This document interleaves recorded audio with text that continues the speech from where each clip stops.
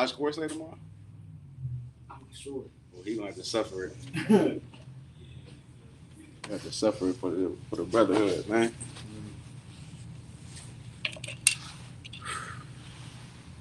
Can't find my damn shades.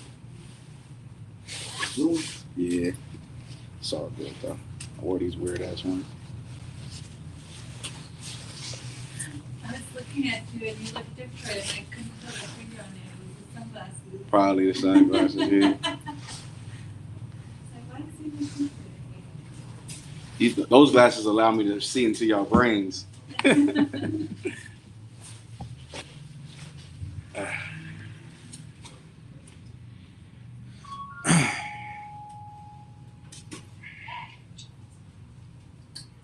What's going on, brother? What's going on?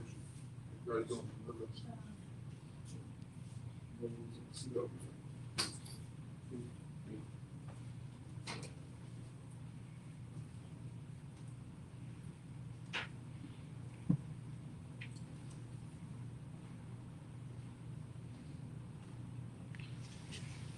Finally made it, huh? How was that drive?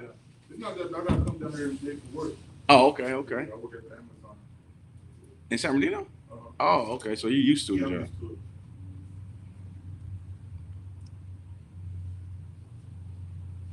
You know Regalia? Who? Officer Regalia? No. Oh, okay.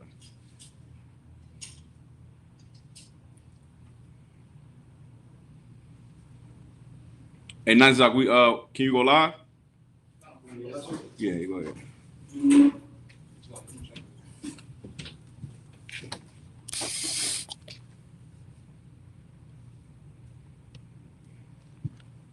Oh, it's been like say for 2 minutes. Oh, it has? Yeah, come. Damn. Oh, it's been live already? So like it. All right, no sweat. Is it muted? It's unmuted.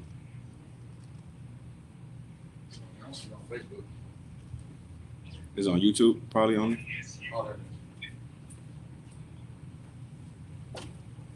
So we good then. All right, most high in Christ. Clap it up.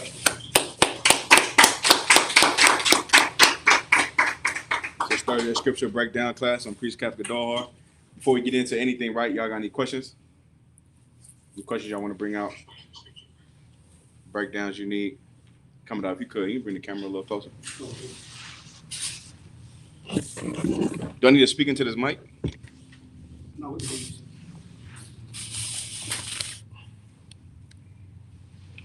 No sweat. That's why. Yeah, right there.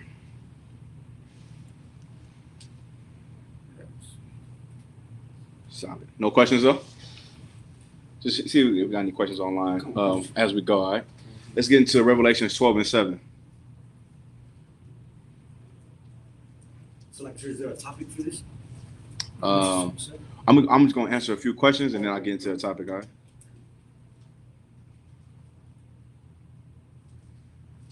Book of Revelation. We're going to go, the topic is going to be choices, decisions, all right?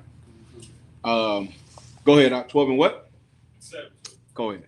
The book of Revelation, chapter 12 and verse 7. Uh-huh. And there was war in heaven. There was war in heaven, right? Go ahead. Michael and his angels fought against the dragon. Mm-hmm. Remember, so Revelations is about what again? To reveal what?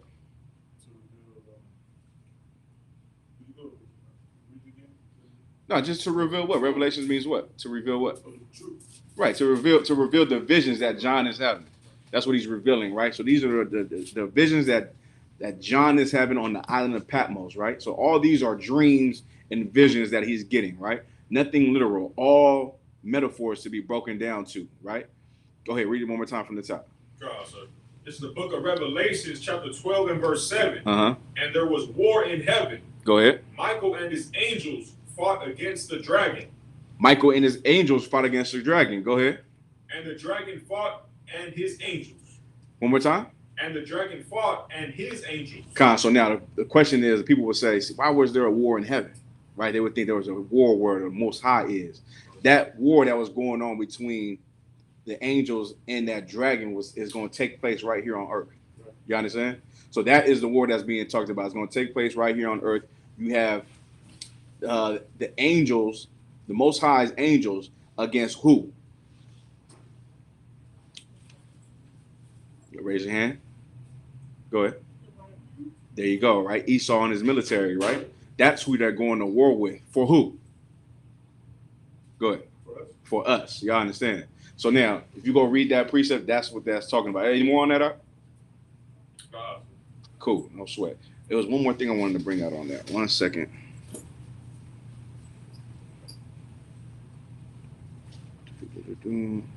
Let's go back up. Read it again. So the book of Revelation. 12-7. So the book of Revelations, chapter 12 and verse 7. Uh-huh. And there was war in heaven. Mm-hmm. Michael and his angels fought against the dragon. Everybody understand why there has to be war in heaven, right? Because the white man is in his heaven. Y'all get me, right? This is his heaven right here. This is a place where he rules, he is in power, and he is going to go to war with who? The Most High and his angels, because he is arrogant. He thinks he can go, he wants to go to war so he can what? Continue to rule, right? He wants to rule forever. So he wants to go to war against God. And in that he's going to die. And the Bible says in an hour. You understand? Keep going. And the dragon fought and his angels. And then this devil has the audacity to fight back against the Lord. You understand? Go ahead. Verse 8, and prevailed not. And what? And prevailed not. And he will not prevail. You keep going. Neither was their place found any more in heaven. You understand? Now his place was not found anymore in heaven. Right? Because for us to get to heaven, his heaven has to be destroyed. Right. You understand, right? For us to get what we want to get, his heaven has to die. His ideologies and his philosophies of power in this place now has to be gone. And we have to go to war. Just like anything, that if you want to win in anything, you have to go to war. You understand? You have to go to war. There's no peace in overcoming, right? There's only war and battles to be won to fix the situation. Keep going. Sir. Verse 9. And the great dragon was cast out. Uh-huh. That old serpent. That what? That old serpent. Think about this. Going to be the topic. That old serpent, right? Keep going. Called the devil. Called who? The devil. The devil. The devil meaning what? The deceiver, right? The so-called what's the wall was saying? The slave master, the tyrant. Give me more. The colonizer, right? Give me more. What was the other ones? He used to walk about. The man. The man. Give me more. You know what I mean? All these words to what? Articulate who Esau is in the Bible, right? So we don't get thrown off YouTube. Y'all understand, right? So use these words to talk about who is the Edomite in the Bible, right? All right, no sweat. So now let's go from there. Let's talk about the Ark of the Covenant, right? Let's get the Ark of the Covenant. Give me the Ark of the Covenant in Exodus, right? Exodus was good, right? Give me the Ark of the Covenant in Exodus, and then give me the Ark of the Covenant in Leviticus, all right? Anybody know what the Ark of the Covenant is? Go ahead. So that's where we kept like a lot of our, how can I say, like our memorabilia, like of important things that happened during our rise of being a nation. Exactly, Con. So now you have the Ark of the Covenant. It's overlaid with gold, right? And on the Ark of the Covenant, you have 4 angels on each corner, right? Pictures of angels. In it, you have Moses' staff that turned into a snake. You have the laws, right? The tablets, right? The 10 laws. What's it called? The 10 Commandments, right? You got those. Let me see what else is in there. Go ahead. Wasn't it the stuff that fell when it was actually food? The manna, there you go. The manna is in there, right? The urim and the thummim, right? The dice, right? That the Levites use, right? And of course, they made a rule that only Levites can carry it or touch the Ark of the Covenant, right? So they would carry this thing to war, right? And if they wasn't in war, they would have it in a tent, right, separate from everybody else. So those are the descriptions of the Ark of the Covenant. Let's get the precepts, all right? And of course, now we don't know what the Ark of the Covenant is. Why? Stolen from? You want to raise your hand now? No sweat. Go ahead. Stolen from? It wasn't stolen from us, not per se. It definitely taken from us and stolen, but the Lord wanted it to be like that. Not Zach. So like, that's what I was gonna say. I was gonna say we lost it How? because we disobeyed the Most High. There you go. We sinned against God, right? And in sinning against God, we lost our culture, right? So now, what else does the Ark of the Covenant provide for us? Go ahead. Like proof who we are. Perfect. The proof of who we are, right? Proof of who we are. So now, if we don't have that, we can't prove who we are. Y'all understand, right? Now, because who does the world believe is the Jews? Some white man, right? You know what I mean? And everyone believes that they're right. Everyone believes that they're Jews. Everyone believes that, white people are God's favorite because they're successful, right? We can't prove anything. We just look crazy, right? So that is another thing that we need. We need to prove that it's ours by, how do we prove it now? How do we prove that the Ark of the Covenant is ours now? Go ahead, sis. Through the Bible. Give me not only that. Body. Go ahead. So like you said, how do we prove that? How do we prove it? How do we prove that what we're saying is true? If we don't have no physical proof of who we are. We don't have Israel, right? We don't have the country we were from. We don't have the Ark of the Covenant. We don't have, all the historical, how you say, I forget the word. There you go. Historical artifacts to prove to who we are. We do, but the world still doesn't believe it. So how do we prove it? Go ahead. With the curses, I mean, yeah, that's fine. It's something else though. Not Zach. Proving that we're the true Jews. How? Through the SUBCRIBE. How? Through the scriptures. You're not saying it. Go ahead. Huh? Through the truth. Through the truth. Go ahead, sis. By following the laws. There you go. By living it. Now we gotta live it, right?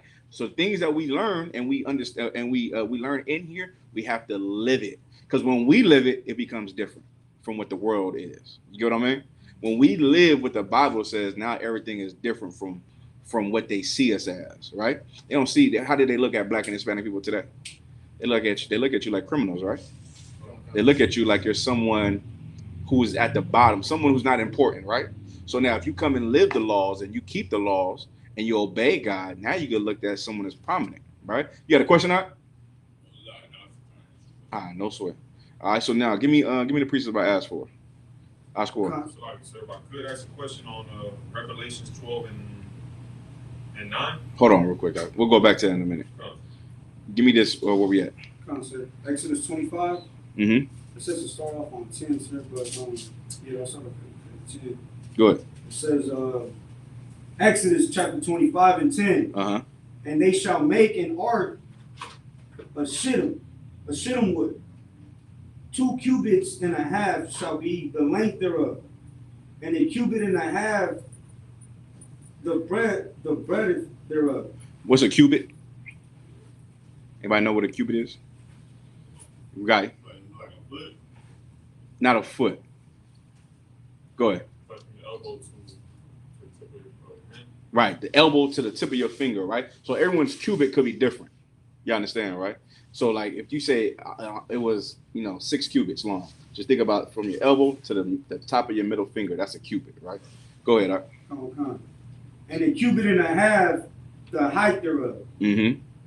And thou shalt overlay it with pure gold. It looked like a small coffin, right? Small coffin. Give me Joshua 3 and 6. Mm-hmm.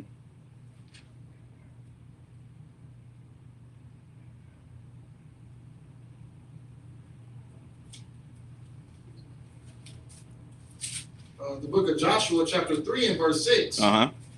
Are not 5 sparrows sold for Salakia? Is this Joshua 3 and 6? Oh, Salakia, this. Go ahead, guy. Joshua chapter 3, verse 6. And Joshua spake unto the priests, saying, Take up the ark of the covenant. Take up the ark of the covenant. Go ahead. And pass over before the people. Uh-huh. And they took up the ark of the covenant and went before the people. Verse 7.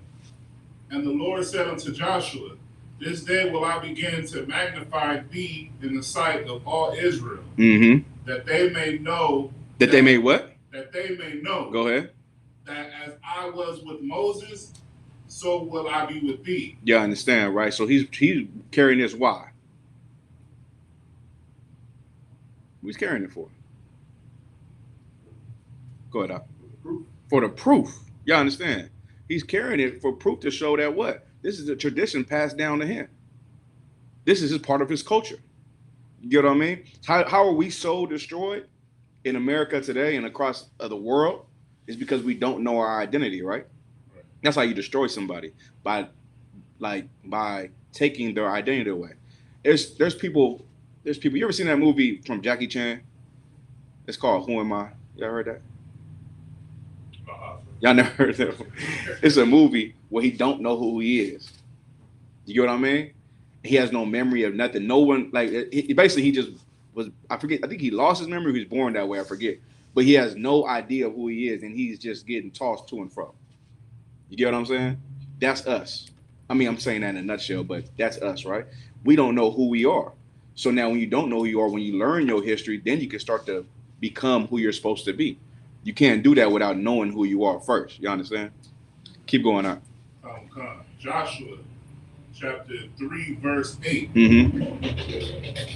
And thou shalt command the priests that bear the ark of the covenant, saying, when ye are come to the brink of the water of Jordan, ye shall stand. It's like ye shall stand still in Jordan. Now that's it right there. You understand? He was showing it for the proof of who we are. Now our proof is what? Living it now. That's our proof. Our proof is that, to live it. All right? No sweat. Y'all can just put down your notes and all that for the Ark of the Covenant. All right? Any questions besides that 12 in Revelations? We're going to go to that later. All right? Good on that? No sweat. Now I'll give you an idol worship precept real quick. All right? Give me 2 Corinthians 6 and 16, and also give me Wisdom of Solomon 1 and 15, I believe. Is it Wisdom of Solomon 1 and 15? Let me check. Give me 2 Corinthians 6 and 16. The book of 2 Corinthians, chapter 6 and verse 16. This is an idol worship precept, right? So if you want to put this in your idol worship breakdown, you can. Hold on, let me give you something real quick. Damn.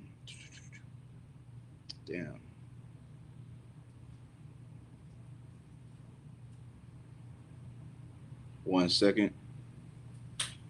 Go ahead, you read out. Salaki. The book of 2 Corinthians, chapter 6 and verse 16. Mm-hmm. And what agreement hath the temple of God with idols? What agreement does the temple of God have with idols, right? Go ahead. For ye are the temple of the living God. For what? Ye are the temple of the living God. Who is the temple of the living God? John said. We are. We are, right? Us, as Black, Hispanic, and Native Indian people, we are the temple. This is where God lives. You understand? In you. Y'all understand that, right? So now, if God lives in you, what is the character that we have to show? Go ahead. God's character. The Spirit of Christ, right? God's character, right? God, of course, God's character, Spirit of Christ, right? That's the character you have to be, right? So now you got to channel back. You got to channel back all the human feelings that you have, and you got to erase those feelings and become brand new. You get what I mean? So the human feelings that you have of emotion and feeling some way, it's going to have to be erased out of you, because it takes ultimate discipline to be who the Lord wants you to be. You get what I mean? So now your temple becomes what the Lord wants and not what you want, right? Keep reading. As God has said, I will dwell in them. I will what? Dwell in them. So now, if the Lord said he dwells in you and you commit a sin, who is really dwelling in you? I score. Satan. You get what I mean? So now, when you commit that sin, when Christ comes back, where are you going? What's happening to you? So what? You're getting put to death. Y'all understand that, right? You understand the importance of striving or being perfect now? Because now you're you're reflecting, right? You say you're one way, but your actions determine what you actually are, right? So now, if you was to do what the something against God, now you know that what the Lord is not in you. You understand, right? So how do you have the Lord dwell in you? Do what He says, right? So now, whatever you feel and whatever you want in life has to be removed. Y'all understand? Hold this, right? Give me Galatians 2:20.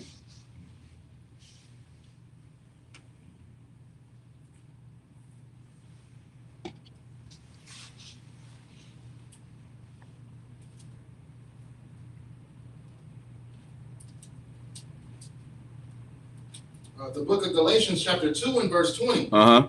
I am crucified with Christ. I am crucified with Christ. This is Paul speaking, right, to the city of Galatia. Go ahead. Nevertheless, I live. Nevertheless, I live. You need a Bible, brother? We got a Bible right here. Hey, coming up. You get a brother a Bible? Nevertheless, I live. Go ahead. Yet not I, but Christ liveth in me. Right. Y'all familiar with this precept, right? Paul is saying what? I am crucified with Christ. Nevertheless, I live. When he said I'm crucified with Christ, what is he saying? Go ahead. That I'm dead or I suffer with Christ. There you go. I'm partaking in his suffering, right?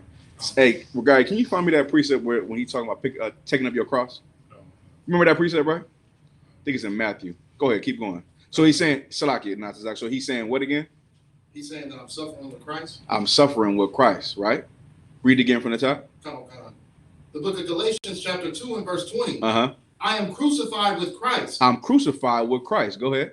Nevertheless, I live. So you're crucified for the things that Christ died for, but you're living it, though.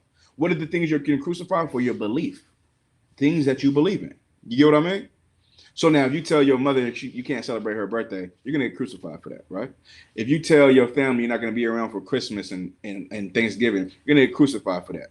If you tell your boss that you're not about to come to the Christmas party, you know what I mean? You're going to get crucified for those things. These are the things, these are small things, but these are the things you get crucified for, right? You can't make it to your child's birthday party. You're going to get crucified for that. You're going to be called a bad father and all these things, right? You're going to get crucified with that. You're living, though. We could take that, right? Christ died, though. That's why he said, nevertheless, I live. You understand? So he's dead. Christ is dead for the things that we believed in, but we get to live those things. I don't know about you, but I'd rather live, right or wrong. I'd rather be crucified in those sayings than be dead. Because what do we know about us? We should be dead. Because the devil lived in us, right? But we getting our second chance for the Lord to dwell in you because we're supposed to be the temple of God, right? Keep reading. Oh, God. Yet not I, but Christ liveth in me. Yet not I, not me no more, because the person that I wanted to be, he was a sinner, right? He wanted to do what made him happy and made him feel good. But so I can't live no more. Now Christ has to live in me, right? Y'all understand, right? Keep going. And the life which I now live in the flesh, I live by the faith of the Son of God. Y'all understand? The life that I now live in the flesh, I live by the faith of this right here. That's the new life I live. Because I know I could be dead. You get what I'm saying? I know I could be dead, but I'm alive because Christ died for me, and I will do what the works need me to do. That's my faith. My faith is doing the work of God. That's what it is now, because my life is in full dedication to serving the Lord. You get what I mean? That's your life now. And the sooner we can kind of grasp that and understand it, the more simpler life will be. You get what I mean? Because of America and because of the suffering that we go through, because of, being poor and all these things, we start to think that we got to take back our life. But really, you just got to forget your life. Right. You understand? You just got to forget that life. That life doesn't even matter anymore. Those dreams don't even matter no more. None of those things matter. But at the same time, you still got to take care of your affairs. Y'all understand, right? You still got to take care of your affairs. But the Lord wants you to live while you're taking care of your affairs like he's in you, like he dwells in you. Y'all with me, right? Come. Keep going. It's like it. Who loved me and gave himself for me. Right, because a brother that we don't even know, we never met 2,000 years ago, died for all of us, right? Right. He died knowing that you was going to be a sinner one day, right? Christ, the Most High, was supposed to send his angels to destroy this place in the year 2000, but he stopped it so that we can be born and live and come into the truth as well, right? He had mercy. He had mercy so we can find the truth. Because if it wasn't for that, we all be dead, right? None of us in this room would be in the truth. You understand, right? Keep going. Come. What verse you at? Verse 21, sir. Go ahead. Verse 21. I do not frustrate the grace of God. So now, this is where that's where you get your strength from when you read these precepts, right? We do not frustrate the grace of God. What is frustrating the grace of God? Not just that. That's like playing with the time you got. Like, there you go. That's right. You're not supposed to. This time that we have to get ourselves together. Don't get it twisted. You're not gonna get everything right overnight, right? You're not gonna get it right overnight.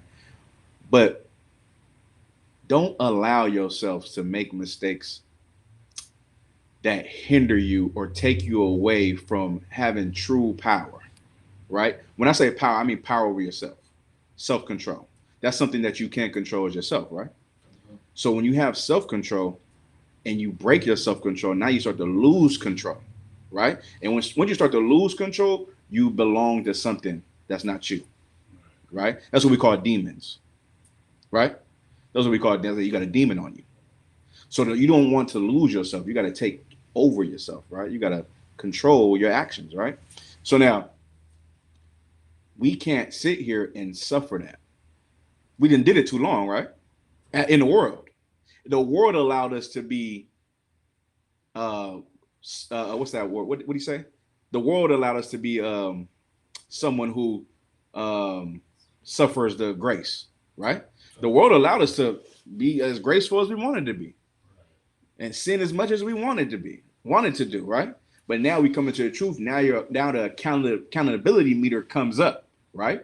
And now you can't do those things no more because you have to say who you say you are, right? Can't be a hypocrite, right? You can't be someone who says one thing and does another. You have to be exactly what we teach. Because if you don't, well, you're ashamed of school, you're ashamed of the Lord, and you're ashamed of everybody, and everybody think we're fake, right? So everything we're doing is be for naught at that point. So now you have to do what we say. You see how much accountability is put on you, how much burden is put on you. If it wasn't a burden on you, you would be in a Christian church. You get what I mean? The burden is good. The burden is good for you. The conscience is good for you because Christianity doesn't have a conscience. right. You understand?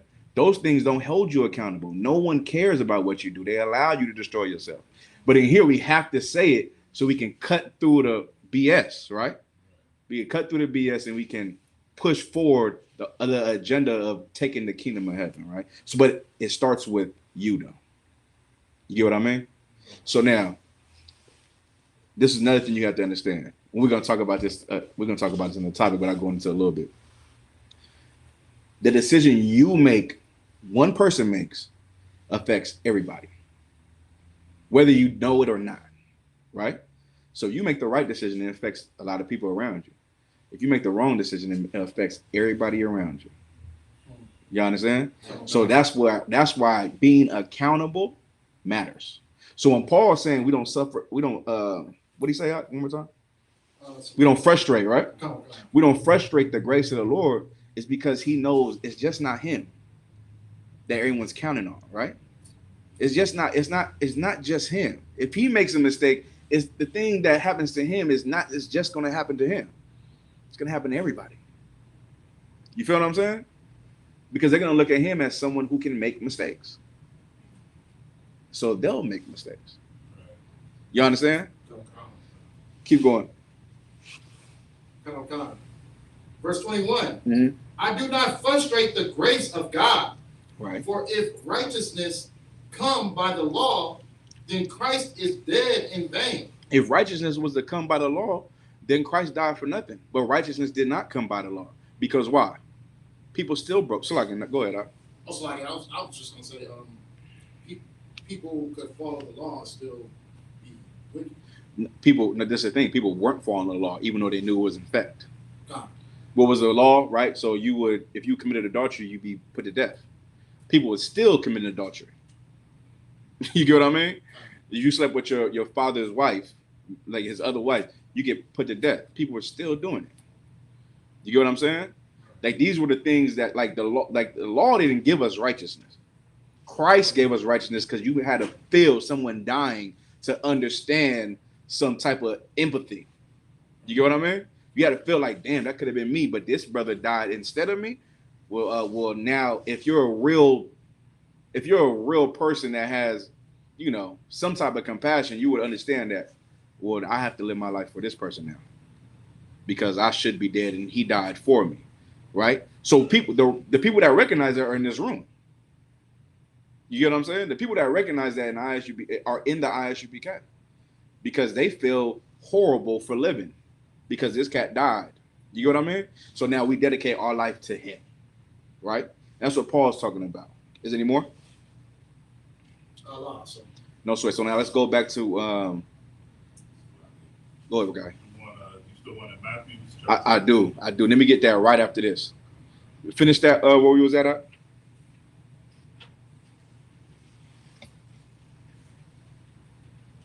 Jackson, Galatians. Verse 21. 6 and 16, right? I thought it was at 2 Corinthians 6 and 16. Awesome. Whoever had that.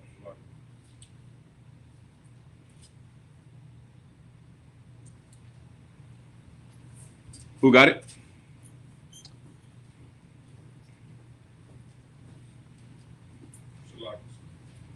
No sweat.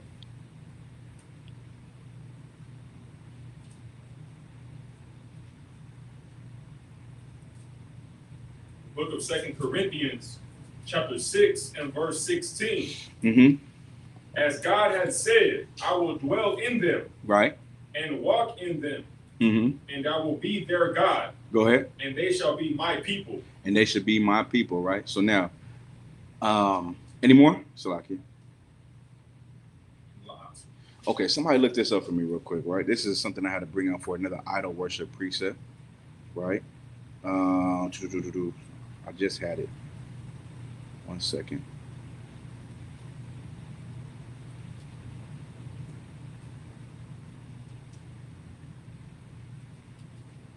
You got that precept? You got that precept, Regalia? No, Somebody look up the Appian Way. Appian. The Appian Way. I score if you could. All right. We'll go into that after we go into this precept, right? Go ahead. Matthew chapter 16, verse 24. Uh-huh. Then said Yahushua unto his disciples, if any man will come after me, let him deny himself. Mm-hmm. Let him what? Let him deny himself. Y'all understand, right? So now, this is the choice that you have. I'm getting to my topic at this point, right? This is a choice. This is a choice that you have. Hold on, hold that, Salaki. Hold that. We'll go to that after we go into this because it's going to mix up. Give me the Appian Way when you got it out. This is an idol worship precept that you want to put into your notes as well. Look up the Appian Way, right? The Appian Way was look. Just read it for me, if you could. Go ahead. This is the Appian Way road. Mm-hmm. Appian Way, Latin, via Appia, Mm-hmm. the first and most famous of the ancient Roman roads. The first and most famous of the ancient Roman roads. Go ahead. Running from Rome to Campania Mm-hmm. and southern Italy. Go ahead. The Appian Way was begun in 1312 BCE Go by ahead. the censor Appius Claudius Cassius. Mm-hmm. The road then turned inland to the southeast to reach Capua. Go ahead. That's it. I got some history right here. Go ahead. Give me a little more.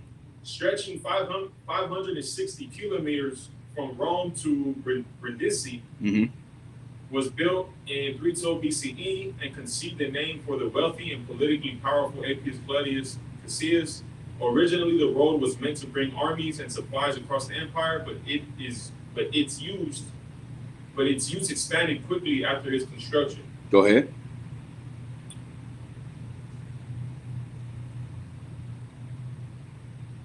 Does it? I got it right here. So, Go ahead. That was it, sir. All right, no sweat. This is another part in the PN way, right? I'm gonna read something for you. 71 BC, right? 71 BC, about 6,000 ex-slaves from the Third Servile War were crucified, meaning executed, on the road to Rome, right? This place right here is where you find a Christian cross, right? That cross that people died in. People like to say that they like to glorify. Did we get Wisdom of Solomon 1:15? Somebody grab that from me. They like to glorify Christ dying, right? And how they glorify Christ dying? Go ahead, sis. By wearing the Christian cross, right?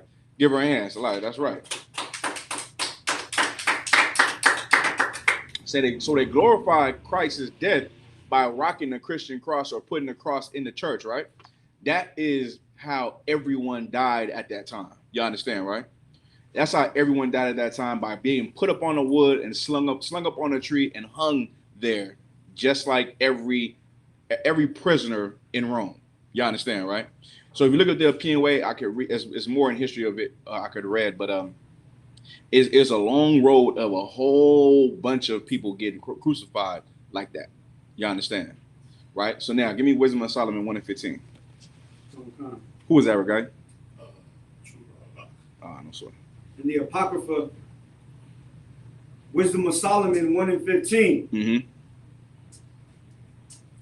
For the righteous is immortal. For the what? The righteous is immortal. Mm-hmm. But ungodly men, with their works and words, called it to them. For when they thought to have it,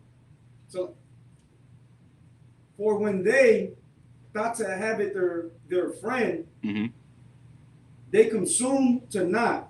Go ahead. And made a covenant with it, because they are worthy to taste part with it. So like to take part with it. That's not the one. Give me the one where it says what the Lord made crooked, you cannot make straight. If I could, that's the one I'm looking for. Is it Wisdom of Solomon? Ecclesiastes 1:15.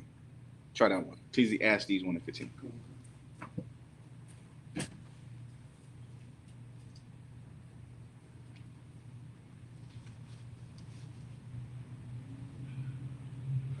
Go ahead. Ecclesiastes chapter 1, verse 15. That which is crooked cannot be made straight. Say it again. That which is crooked cannot be made straight. Right. So you cannot make that Christian cross a great thing. That was an evil thing that happened. Right? You can't make it a good thing. You can't make something evil. You can't make something evil good, just like you can't make the oppressor good. Right. You understand? Everybody trying to search out love. They're trying to find this love for the colonizer, right? I just trying to say it, Regalia. What is he called again? Esau, right? You're trying to find this love for this Edomite. You want some love for him. You want him to be saved with you and all that. Why? Well, the Lord made him that way. In the scriptures, it's talking about there was vessels for good and vessels for honor and dishonor, right? He's dishonorable. Esau in the Bible was dishonorable. Right. The Lord said, "What about him in Hebrews?" Right? He said, "What's that? What do you call him?" Man, in Hebrews 12:16. Somebody pull that real quick.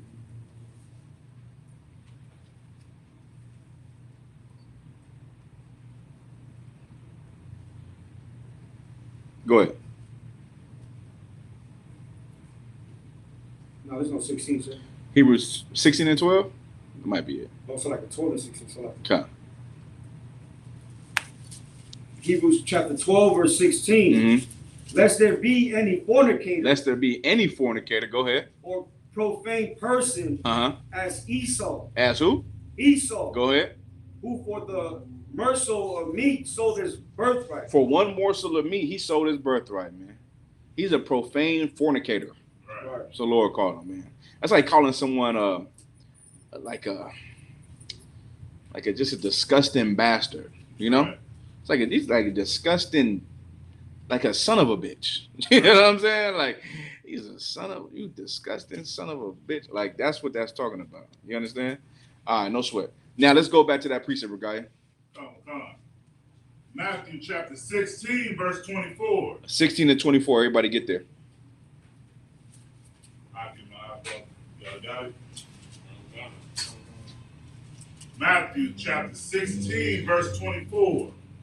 Then said Yahushua unto his disciples, if any man will come after me, let him deny himself. Right. So now we get into the topic, right? Let's get into the topic. Choices, right? You have choices. You have choices in life, and I kind of foreshadowed it earlier, right? The choices that you make not only affect you, they affect everybody around you, right? And you have to understand that. You have to realize that. It's not, what I'm saying is not, it could be science, right? But it's really just truth, right? The thing you do, it doesn't only affect you, it affects everybody around you. What you do as a man affects your family, if you have a family. What you do in private affects someone because you did it in private. Believe me when I say that, right? Just believe me when I say that. That's why you have to focus on what? Guy? Yes, but on topic, you got to focus on what? Making the right choice. That's it. You got to focus on doing what's right. Can you hold that one more time, guy? Give me Proverbs, right? Give me Proverbs 16 and 25. Proverbs 16 and 25. It might be Proverbs 16 and 25 or 25 and 16. I think it's 16 and 25. There's a way. Yes, the water. The book of Proverbs, chapter 16, and verse 25. Go ahead.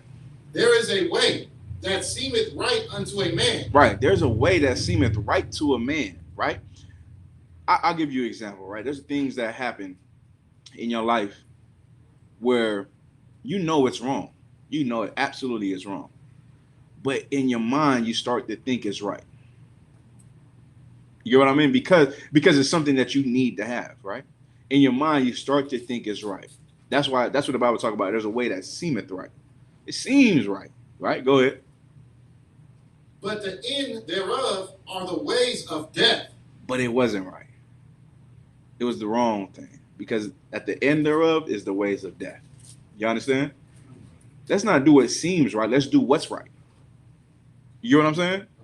Let's not do what is in a gray area, right or wrong. Let's do what's right. Let's do the right thing. Let's not do the wrong thing. But it takes extreme focus. All right? And it takes extreme discipline. And selflessness. You understand? All those things combined into one is how you make good decisions and the right decision. It's not always going to feel good. Y'all with me?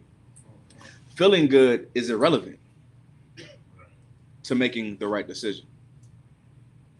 Feeling good is emotional. Y'all with me? Don't be emotional in doing what's right and what's wrong.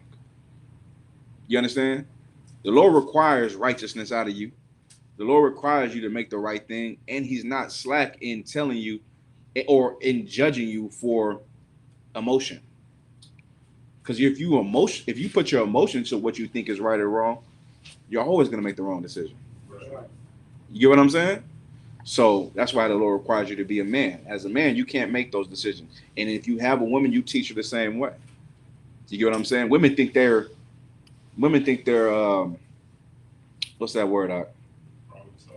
Not problem solvers. Yes, though. But women think they're exempt from making good and bad decisions. They're not. Just like men have to make the right decision, women have to make the right decisions too. They have to. The Lord has said women are very smart. Women are smart. So I can say that some women are smarter than men. A lot of women are smarter than men. But wisdom, the Lord deprived them from. Y'all know the difference between smart and wisdom, right? The Lord deprived women from wisdom, right? But I mean that wisdom is about making a right judgment. That's all it is. About making a right judgment or saying the right thing in a timely space, right? So you have to guide them and teach them to make the right decision. You understand? You have to do it, right? So now it takes focus, it takes discipline, and it takes being non-emotional in those times. So you do that and you'll succeed, right? So regardless, so like it. I'm gonna say also, in a sense, also as a man, you would, to touch bases on that being emotional part. Wouldn't thinking that you know everything because you don't know everything. You have to be taught how to make the right decisions. You Right. have to be taught how to use that wisdom. Yeah. So brothers, so you can also say like being emotional is you knowing everything, thinking that you already have all the wisdom and you haven't even been taught anything. Well, yeah, if you know everything, why are you here? Right. I don't need to teach you if you know everything. Right. You get what I'm saying? Ain't no point of teaching you if you just a know-it-all. Right. Yeah, and a know-it-all is the dumbest person in the room. You get what I'm saying? If you think you know everything, that means you know nothing. Right. You know what I mean? But making the right decision, you don't have to have a rocket science. You don't have to be a rocket scientist. You don't have to have a master's degree. You get what I'm saying? You simply gotta just have an obedience bone in your body. You got to be loyal to what the Lord put down. You get what I mean? Like that, we gotta deny ourselves, right? Can you read that now? Matthew chapter 16, verse 24. Then said Yahushua unto his disciples, if any man will come after me, let him deny himself. Say it again. Let him deny himself. Let him deny himself, man. If you want to come and serve God, this is your is it a choice? Yeah, it's a choice to make the right or wrong decision, right? It's a choice to come to class. You had a choice to come to class. You came to class, right? You have a choice to do to keep the law. You keep the law. You have a choice to pay your tithes. You pay your tithes. But there is an other side of the spectrum if you don't. You get what I mean? And if you don't, trust me, dominoes fall. You feel what I'm saying? If you make the right decision, dominoes fall the right way. If you make the wrong decisions, dominoes fall this way. Just ask anybody who dies at a young age from living a horrible life. You get what I mean? Ask someone who was a drug dealer, or when I say a drug dealer, I mean like an actual real drug dealer, right? Did he want to deal drugs? Yeah, he probably did. Then he said, I can't even get out now. Now I got people looking after me. I got people wanting to rob me, kill me. You get what I'm saying? Do some harm to me. And they can't even, now it's like you continually in bad decisions. And that bad decision leads you to prison or death or paralyzed. You get what I mean? Those things happen if bad decisions come. But now if you make the right decision, then what? Does that mean you're going to be rich one day? Does it mean you're going to, have the weight of the world at your beck and hand? No, it doesn't. But it does give you protection from God. Right. You understand? Keeping the law and doing what's right does make you a righteous person.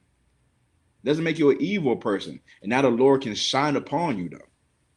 Right? Read it from the top one more time. Come. Matthew chapter 16, verse 24. Mm-hmm. Then said Yahushua unto his disciples, if any man will come after me, let him deny himself and take up his cross. Take up your cross, man. What does it mean to take up your cross? Sis. To take up the burdens. What's burdens? Things that you have to deal with, like family, when you celebrate Christmas, philosophies of white men. Yeah. All those things, right? In life. Like we gotta come to a realization, man, like life is hard. Right. Life is hard. But no one is going to feel sorry for your hard life. You get what I'm saying? Like no one cares about your sob stories. Like seriously, no one gives a damn. If you like, people want to tell people about the things they go through that hold them down in life. And when I say no one, I'm not talking about people in here, but the world does not care. You get what I'm saying? Like, does your landlord care? When you pay rent, do they care about, your child needing this and that? They don't give a damn about that. Right. They don't care about what your problems are. So When it says take up your cross, not only do you got to come and serve God, you gonna have to take care of your life. You got to take control of your life, and no one's gonna care about the things you go through. Right. No one. You get what I mean? So now you gotta have to what? Work hard. Work hard at it. Most people when they go through things like that because of our condition, right? We like to get high. We like to abuse alcohol. You know what I'm saying? We like to steal. We like to rob because when you're poor, you're put in a position to attack everything around you. You're put in what? Survival mode. Right. And survival mode seems fit to us. That's why we're sinners. That's why we're destroyed. You understand? But that is not an excuse to the Lord. The Lord doesn't look at it like that. You understand? The Lord looks at it like, okay, yeah, you're poor, but I don't give a damn. That doesn't mean sell drugs to buy diapers. Right? It doesn't mean steal because you need to pay rent. Right. It doesn't mean that. Those things don't matter to God. I'm trying to tell you. That's one thing we got to put in our mind. Your life and your conditions. Matter of fact, give me that apocrypha, Baba Sir. 2nd Esdras 7:57. Is it 7:57? I believe so. 2nd Esdras 7:57, right? Was there any more on that, Regalia? So it was a couple. Mm-hmm. Keep going. Come. And take up his cross and follow me. You gotta take up your cross, man. Take up that burden. Take up those hardships in life. Grab that, and Oscar, give me endure hardness, Bobby Gishar, right? You gotta take up those hardships in life, and those would build your character.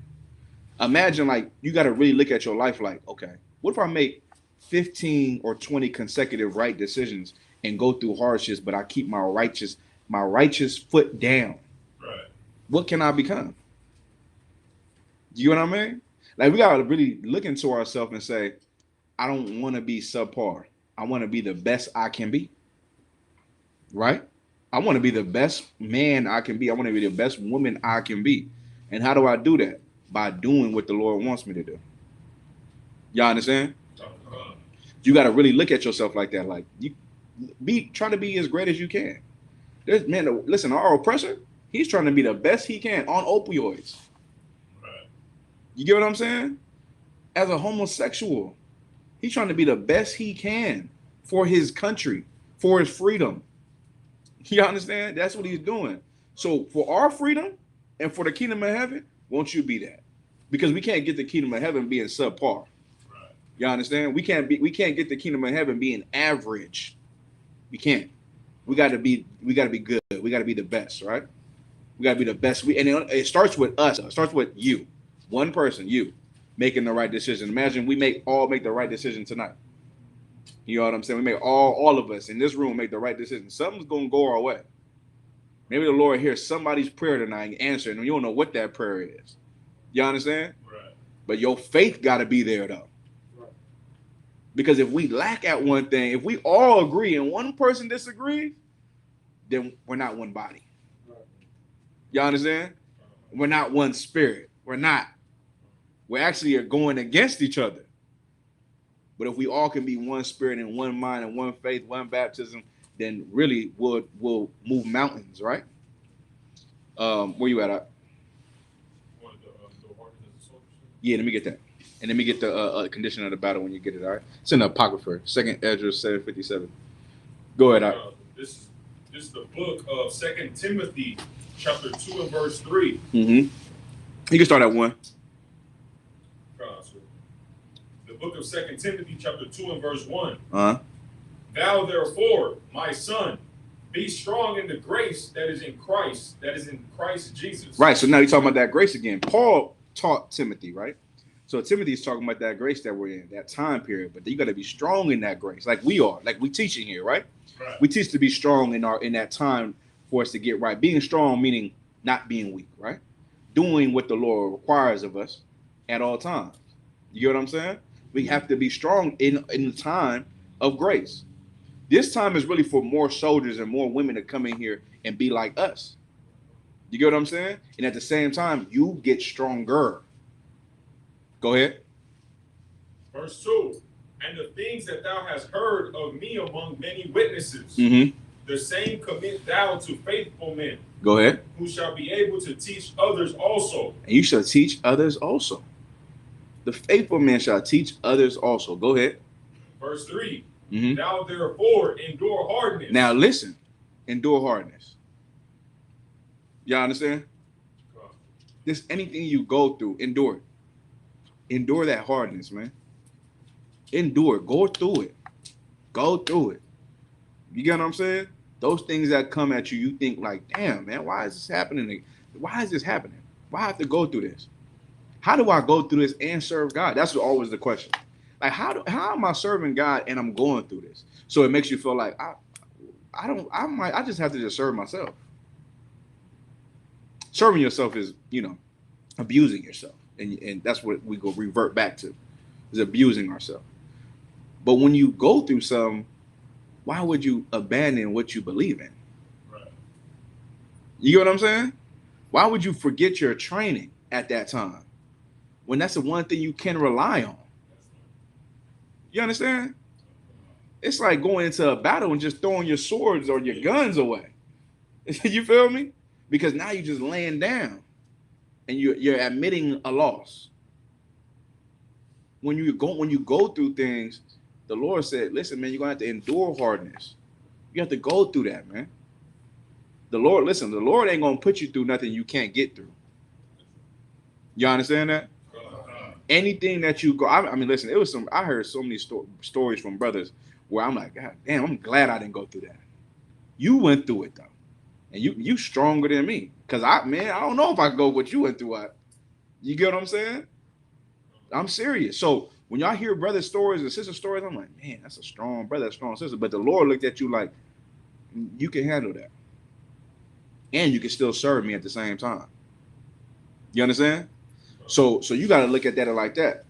You have to endure the hardness. You have to go through it. It ain't something you can escape. It ain't something that you can just push away. It ain't something that you can, push down somewhere. It's something that you have to go through. Something that you got to get through and go through. You have to do it. It's what the Lord wants out of you. Right. You get what I mean? The scripture said, I make a man finer than, what does that scripture say? Well, make a man better than fine gold, right? Where you find gold, you find me that precept, right? Where it says, I make a man like gold. You understand? You have to go through that hardness. Keep reading that. Sir. As a good soldier of Jesus Christ. Mm-hmm. As a good soldier. Be a good soldier, man. Don't be a horrible soldier. Don't be a bad soldier. Be a good soldier, man. Go ahead. Verse 4.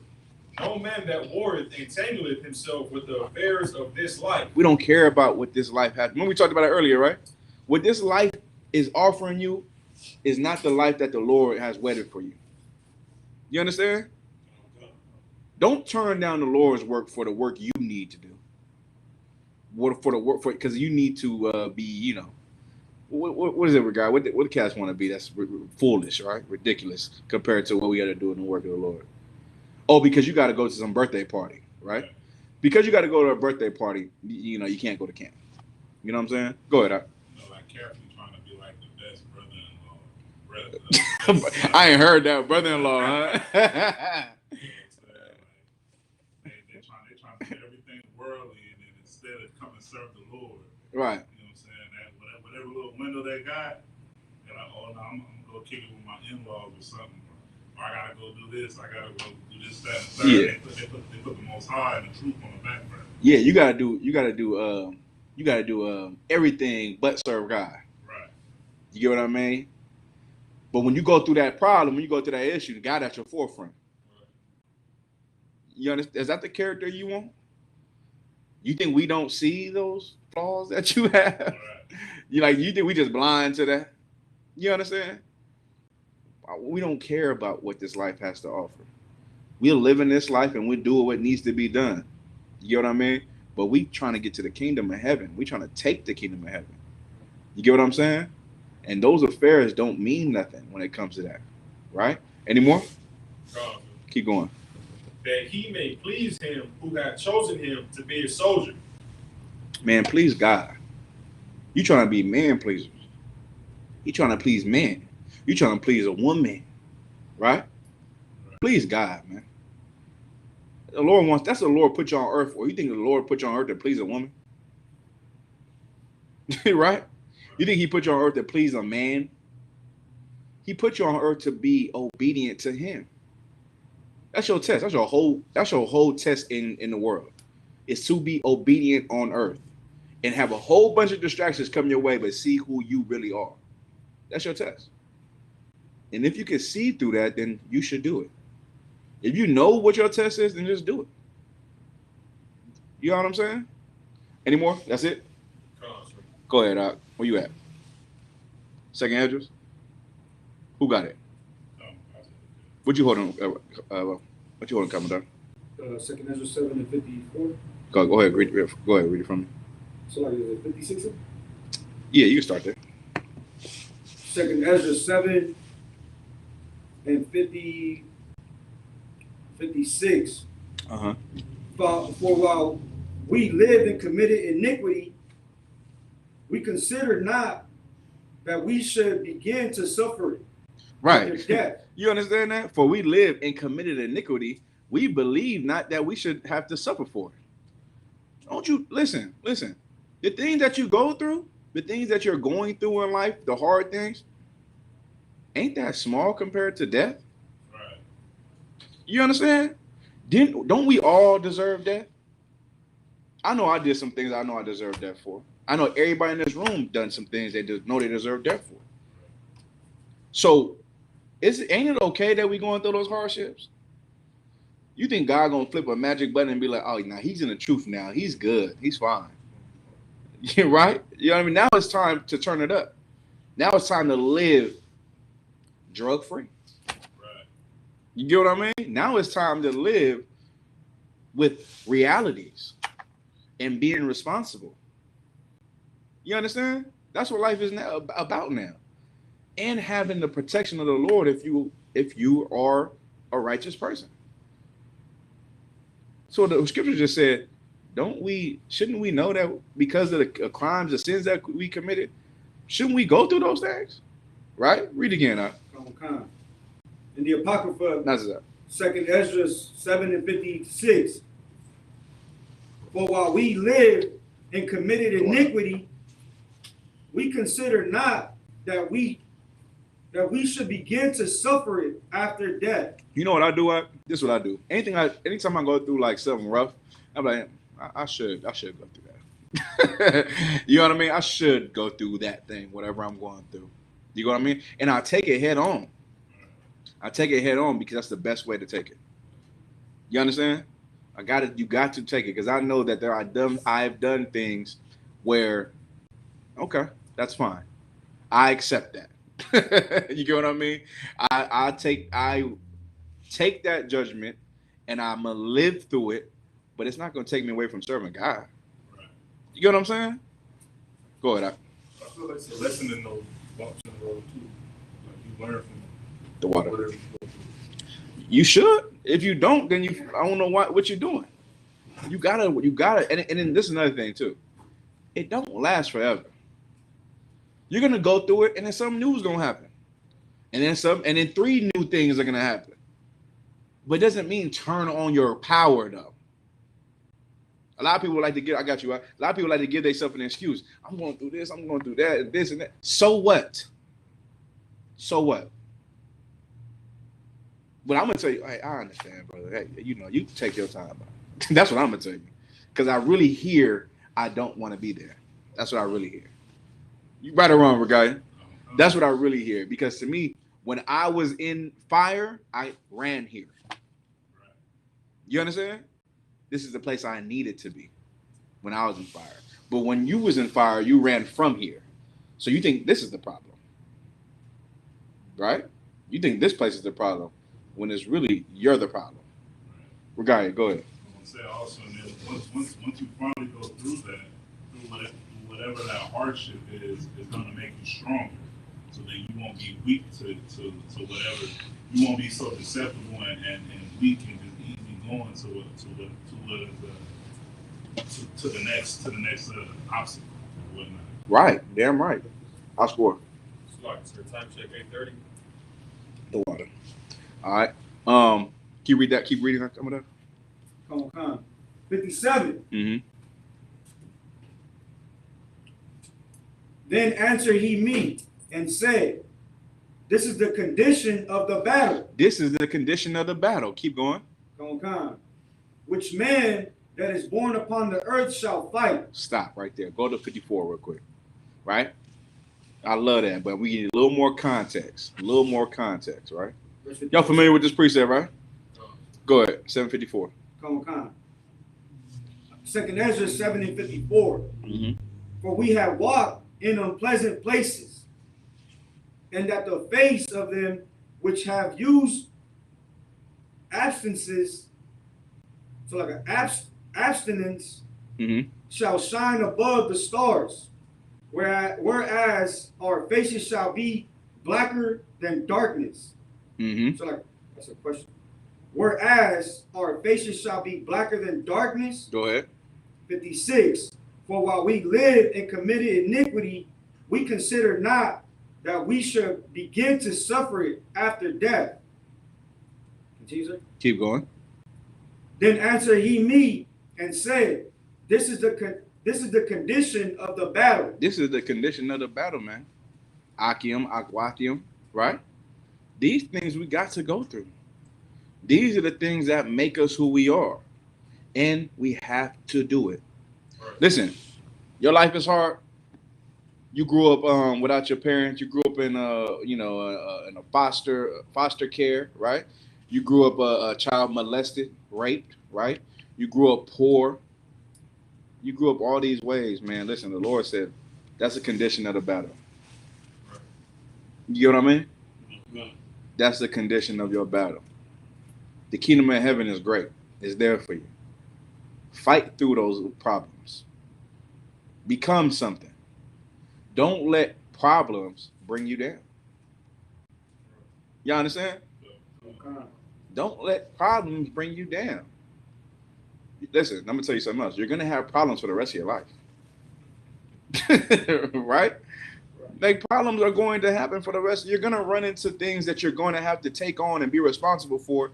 And once you get through it, there's something else going to come, right? Those things are going to happen. But the more you take on your responsibilities and you go through your problems and you win your issues, the easier things become. You understand? The easier things become. Where we at now? You want me to finish that story? Nah, we good. Let me get Joshua 1 and 9. Is there any more on that? The end of 57. Keep reading. It says, which man that is born upon the earth shall fight. Man, say it again. One more time. Come. Which man that is born upon the earth shall fight. We should fight, man. We got to fight, man. One thing I heard when I was a trooper, psychological warfare, spiritual warfare. Those are the things that I never heard of those things ever in my life until I came into the truth, right? And I heard it and I said, damn, what's psychological? I had to look it up. And it's the war in your mind. Because your mind wants you. Listen, if your mind is attacked by Satan, you lose. And we didn't know that being in the Christian church, our mind was constantly being attacked by Satan. Right. We thought that was just us, that our way of life. That was Satan pushing his agenda in your brain. But now we're pushing the truth in your brain and telling you what's right from wrong and what you need to do and giving you the spiritual weapons to fight that. You understand? Right. What that scripture say, right? The weapons of our warfare are not carnal. Y'all remember that precept, right? It's not carnal. The weapons of our warfare, like, think about you and think about some cat in the world. Think about it, like, you fight yourself all the time from certain things, right? These cats don't fight nothing. You understand? They just live life, right? They don't like, I be looking at brothers and sisters, I'm like, damn, this brother look tired. Like, this sister look tired. Because I know you're fighting. You get what I'm saying? I know you're fighting. Because people that fight can't sleep. They can't sleep. If you're not fighting, you're sound asleep. You understand? But if you're fighting, brother, you cannot sleep. You're fighting. You're going back and forth with yourself. That's what it's about. It sounds miserable. You understand? It sounds miserable, but that's the condition of the battle. You understand? That's what it's about. Getting the kingdom of heaven ain't easy. Give me that precept where it says it's easier for someone to go through the eye of a camel. You know what I'm talking about, right? What was you holding, Commodore? We ready, sir? It was a second issue. Yeah, me Joshua 1:9. Halak. Trooper Halak. The book of Joshua, chapter 1, verse 9. Mm-hmm. Have not I commanded thee, be strong and of a good courage? Be strong and of a good courage, man. Listen, what's that good courage? Have the Holy Spirit, man. It's the Holy Spirit. Let the Holy Spirit direct you into what you need to do. How you obtain the Holy Spirit, man? Be in here and do what's right. This whole class is about, this whole topic is about making the right choice. And it's about you making the right choice so we all can be on that same way. You feel what I'm saying? Don't make the wrong decision in your personal life, in your private life, when you're by yourself, when you're with people who don't care if you keep the truth, the law or not. Do what's right all the time. Let your light shine all the time. You get what I'm saying? Let it shine all the time, wherever you go, whoever you speak to. Don't be afraid, right? Don't be ashamed. Don't be ashamed of who you are. Don't be ashamed to be a new person, right? A lot of people want to take you back to your old person, right? When you're around someone familiar, right? They want to take you back to who you used to be. Don't allow that. You're a new person. The Lord said you're a new creature, right? All things you've done passed away. Don't allow those things. Have self-control. Right? Go ahead. Be not afraid, neither be thou dismayed, for the Lord thy God is with thee whithersoever thou goest. That's what you gotta know, man. The Lord is with you. The Lord is with you. If you don't think the Lord is with you, you're wrong. You get what I'm saying? Do the thing that makes you uncomfortable. Say the thing that makes you uncomfortable or makes things uncomfortable. The Lord is going to be with you. I'm trying to tell you just got to believe it. You just got to believe it, and you got to believe in yourself too. You understand? Start believing in yourself. A lot of cats don't believe in themselves. They just think they can't do it because it's you. Because you don't think you can do something when you can. You understand? You absolutely can because you're in here. You can't be a loser in here. Right. We don't accept losers. We want winners. Y'all understand that, right? You could have been a loser your whole life. I don't give a damn. You came in here, you're not a loser no more. Y'all get that, right? You can't accept failure. You can't. A loser is a person that accepts failure, right? You can lose, but you can't accept it. You understand? All right, no sweat. Go ahead. I have the eye of an eagle. Camel and the eye of an eagle. Mm-hmm. Read it for me. So this is the book of Matthew, chapter 19 and verse 24. And again, I say unto you, it is easier for a camel to go through the eye of a needle than for a rich man to enter into the kingdom of God. Listen, getting to the kingdom of heaven and doing the things necessary for us to get to the kingdom of heaven is not easy. Right? We read the Bible, we live the way we live, we dedicate our life to this right here in the truth, because where we're trying to go is not an easy place to go. The task that we're trying to get to, or we're trying to get done, ain't an easy task. The scripture says endure to the end. You could be strong for 20 years, and on that 21st year when you're weak, that's when Christ comes. You understand? Yeah, we have to live this life into the end. We got to be strong into the end. You know what I'm saying? You could be weak for 20 years and be strong in that 21st year. As long as you're right here still, that 21st year, you get on the chariot. You understand? Like, you have to live your life according to how you think people view you. And if people think that you're crazy, then allow it. If people think that you're nuts, allow it. Just accept it. Just accept it. It's better that way. Don't try to toil back and forth about how you're not crazy. You're really not crazy, but then again, you are crazy. You get what I'm saying? You're not. Like when I think about myself, I don't think I'm crazy. Then I think about how other people look at me, and I'm like, oh, I am crazy. You get what I'm saying? That's why I hang with y'all, because when I'm around y'all, I don't feel crazy. Right. I'm around other crazy people, right? But when I'm around people in the world, I feel crazy. I feel like, oh, my ideas is not their ideas. If I say one thing, it's gonna fuck up everything. You get what I'm saying? This whole night is gonna be ruined because I'm gonna say something. You get what I'm saying? So I get it though. Because what we believe in is against the world. But that's okay though. That's okay. Y'all understand that, right? That's why it's okay to put away how you feel for the Lord. It's okay. It's okay. You'll get through it and you'll be better for it. And you'll get the thing you ultimately want and need. You think you need something for instant gratification, right? You think you need whatever you need for this good feeling. But if you avoid it and do what's right, you'll get what you really need. You understand? You think you need this thing, but behind that door is the thing you really need. That's what you need to do. Y'all with me? All right, any more? Let's get to Eve, right? Go ahead. So you're saying by making the right decision, right? Making the right decision is hard to do. Yeah. And when you're faced with making the right decision or another decision, there's going to be something right there that you think is right for you at that moment, at that time. Mm-hmm. But you know that that's not the best decision, the right decision to make. You know it's the wrong decision. Right, the wrong decision. Right. There's a right decision right there. Yes. So if you do that right decision, that's what you're saying you will get. Yes. You actually do need. Exactly. Like a lot of us, I pray for strength, right? I pray for strength all the time. I pray for wisdom all the time, right?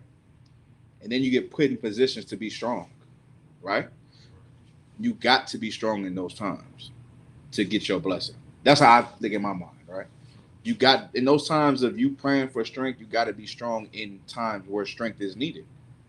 You get what I mean? So when weakness comes in the room, which is Satan, you have to avoid weakness and do the strong thing. You get what I'm saying? Because doing the strong thing and doing the hard thing is actually doing the right thing. Because doing the easy thing or doing the thing that makes you feel good is what you want to do. Give me Romans 7 and 18, right? The thing that you want to do is the thing that wants to make your flesh feel good. And your desires feel good. When your desires and your flesh is against you carnally, they do not lead with the Spirit of Christ. Your mind is the Spirit of Christ. When I say your mind, because your mind tells you, you know what you did was wrong, or you know what you're doing is wrong, or you know that's the wrong decision, right? And it also give me or Paul said, seared with a conscience, right? If you can pull that out, or just look it up in Google, just put seared and conscience, Paul, right? You got that 7 and 18? Come on. Go ahead. The book of Romans chapter 7 and verse 18.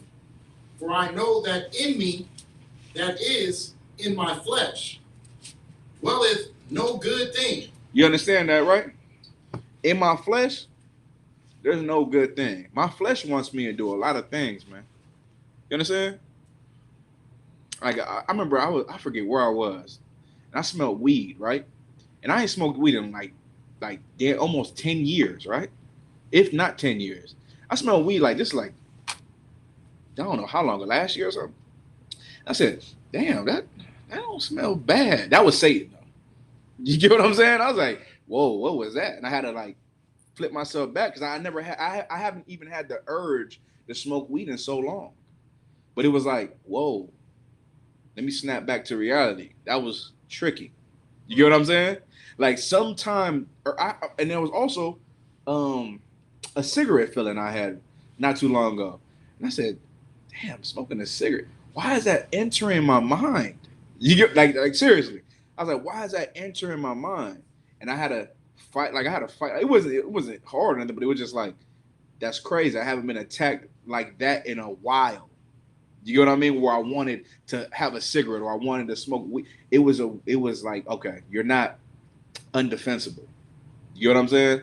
Like, you could still be attacked. I feel attacks all the time, but those things was things I put away when I was like a trooper. You get what I mean? When I put those things away. So to feel those things let me know that you're gonna have to fight forever.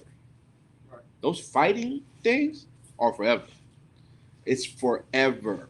It's forever and ever and ever. But you're just gonna have to constantly win. You're just gonna have to do it, and it's what you. It's like getting dirty. You know what I'm saying, Regalia? You just got to get down and dirty and get to it. Right. There's nothing magical that can make things go away. This isn't the Christian church, right? It's not a magical prayer I can put on you to make things go away. Fighting, being in the mud, wrestling with your demon is what you're gonna have to do. Halak. I was just watching, so like you said, I was just watching the movie Rocky 4. Uh-huh. And the song says there's no easy way out. You know, like anyone's undestructible. Anyone's disruptive. Yeah. And what you're saying is someone of your caliber already, at that rank, it entered your mind. And it's funny how Satan can just play those games and just try to go there. Absolutely. Listen, if I wanted to do it, I could have did. I was by myself. No one would see me. No one would catch me doing what I wanted to do. You feel what I mean? But I know that I would be dead inside. You feel me? I know I couldn't be in front of you talking because I did something so evil, so hypocritical to what I say. I couldn't be here in front of your face, but you have to feel that way. You have to feel that way. You have to feel like I'm a disgusting bastard. You get what I'm saying? You gotta feel. If you don't feel that way, then you'll continue to be disgusting. You understand? You don't care about your character. You don't care about how the Lord sees you, and that's dishonorable. And if we're men and we're women that say that we're honorable people and we live our lives with integrity, then be that. Don't or just sit there and listen and become someone like that. You get what I'm saying? What you holding at? So that 1 Timothy chapter 4, verse 1. 4 verse 1. Yeah, that's it. Go ahead. So it's in verse 2, but I'll start verse 1. If I can break that down real quick, Romans 7:18. Your flesh has nothing good for you. You understand that, right? Your flesh. Listen, that's what Paul said. In my flesh, there's no good thing. There's no good thing in my flesh. My flesh wants what it wants. You understand? Your flesh wants you to do whatever is familiar to do. Right? You got some child molester, right? You got some child molester. You know, I think there's a law in California that allows. It doesn't allow, but the punishment of, say you're 23 and you sleep with a woman who's 15, right? And it's consensual. Before they call it statutory rape, they put a law in place now to where it's a misdemeanor and not a felony. Y'all familiar with that? Is that law in effect? It is, right? Go ahead. They passed it last year. So now you got cats that's willing to take that risk. You feel what I'm saying? It's cats in there like, misdemeanor? No problem. No problem. Halak. So like I heard in the news too that the Taliban are starting to take little girls, 12 and 14, So as slaves to satisfy the Taliban soldiers for this new war. Hey, that's true. I mean, I wouldn't believe anything the enemy says. Right. You know what I'm saying? Like, I'm not saying what you're saying is wrong, but it is coming from an enemy's propaganda media. You know what I mean? We'll get to the Taliban and the radio show for sure, but I got something to think. I got some things to say about the Taliban for sure. But I couldn't believe anything that America is saying about the Taliban. If you look at it, in my mind, the Taliban is people who want to take back their country, and they don't want American ideologies taking over with their people. You know, so we'll talk about it for sure. You know what I'm saying? But where we at right now? So 1 Timothy 4:1. 1 Timothy 4:1. Go ahead. Now the Spirit speaketh expressly Uh-huh. that in the later times some shall depart from the faith, giving heed to seducing spirits. Hold on. Read it again from the top. That's an amazing precept. Mm-hmm. Now the Spirit speaketh expressly. The Spirit speaketh expressly, expressing itself. Go ahead.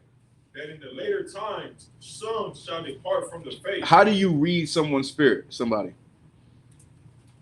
Go ahead. By what they say and what they do. Perfectly said, right? You want to be like, if you want to read someone's spirit, just allow them to talk. Allow them to talk. Right? In here, right? You want to be active listeners and not active speakers. Right? You don't want to be a person who talks a lot. A person who talks a lot is go back to what Regardie said about a person who knows it all. Right. You know what I mean? You're talking so much. Why are you talking so much? Why what you're saying is so important?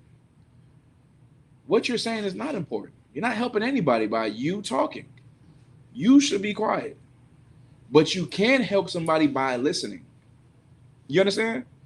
You don't understand how effective listening is compared to talking. Right. Right or wrong, Regardie? If you can actively listen to somebody and then wait till they're done talking and reply back to what they just said, conversation can be over because you can help them so fast because you're an active listener. But read it again from the top if you could. 1 Timothy chapter 4 verse 1. Uh-huh. Now the Spirit speaketh expressly that in the later times some shall depart from the faith. In the later times, man, some shall depart from the faith, man. Those times came when the people left the school. Right. People left Commander Jenny and Hannah, man. And he the one that stayed. Give it up for him. You know what I'm saying? Those cats departed from the faith, man. And I warn you, don't do it. Don't be the same way, man. You understand? I don't care what you go through. I don't care what is going on in your life. Don't depart from the faith. Don't do it. Do not do that. Do not be a traitor. That's not in you. It's not a good feeling to betray somebody, to be disloyal to something, or to be, weak, or to be fake. Those things don't feel good. I imagine it all the time. I imagine being fake, and I imagine being disloyal, and I think about the people who were, and I say, damn. I don't even want to. It's like you don't want to hurt them. You just look at them like you are a piece of shit. Right. You know what I'm saying? You just a piece of shit. Now, that's all. Because we can't harm. We don't want to harm them. Why would I harm somebody? He can't hurt the truth. But they are a piece of shit, though. Go ahead, Oscar. Slakia. I just left somewhere else. Go ahead. Giving heed to seducing spirits. Giving heed to seducing spirits. Go ahead. And doctrines of devils. Mm-hmm. Verse 2. He's giving heed to seducing spirits and doctrines of devils. Start believing in something that we don't teach. Right. He's starting to say something that we don't say. So this is a person who's against us all of a sudden because he is being seduced by a demon. You wonder why there's fake Israelite groups and people that talk about raping somebody, right?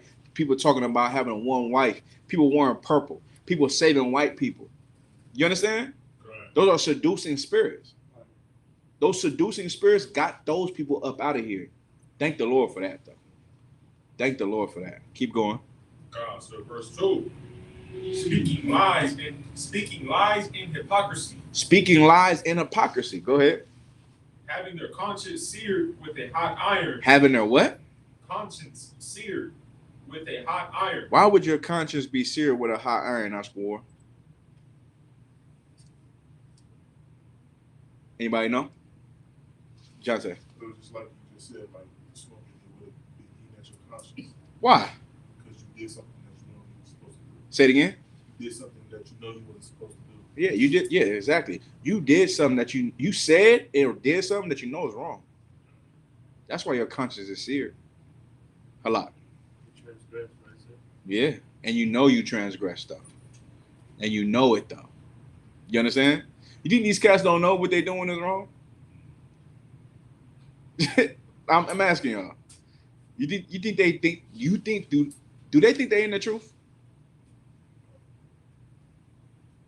Say, anybody want to give it a shot? Do fake Israelites believe that they're in the truth? You said, Con? Anybody else want to give it a shot? All right. They think we're all in the truth.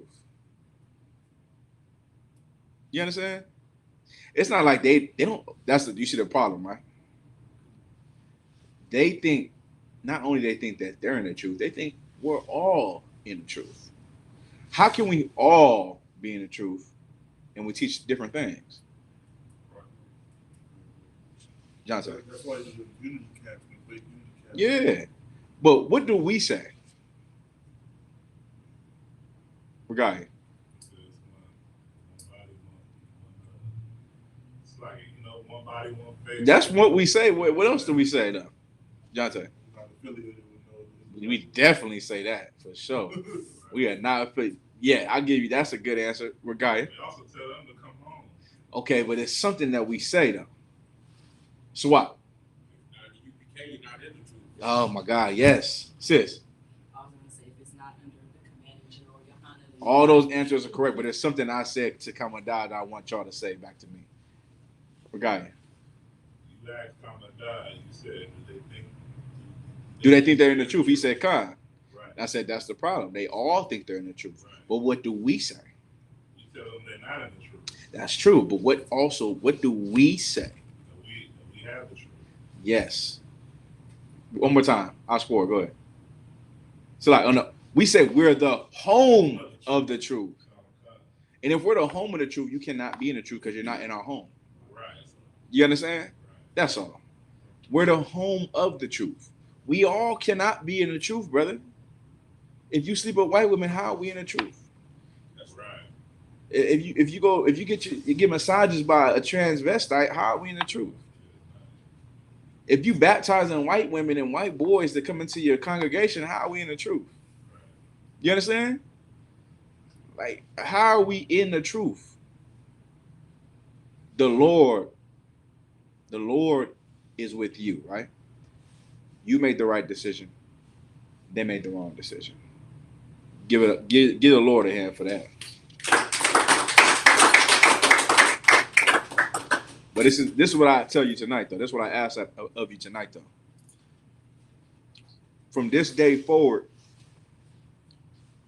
always make the right decision. You understand? Hey, give it up. Mount Sinai Christ. Yeah. Give it up. Always make the right decision, no matter how hard it gets, how hard you think it is, or you feel like no one has your back, or you feel like no one is there in your corner. Pick up the phone.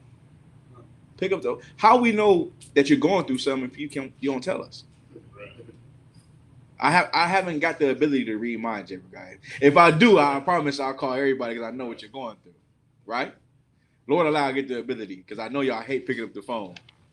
But I'm asking y'all, just try making the right decision going forward for the rest of your life and see what happens to the truth. See what happens in your life. See how strong it makes you. See how amazing it makes you. You understand? Make the right decision going forward. Coming up. I remember one time you was teaching about brotherhood, but like the topic came up, like if you see someone that's out of character, then you have to check it. Otherwise, that it'll grow. Right.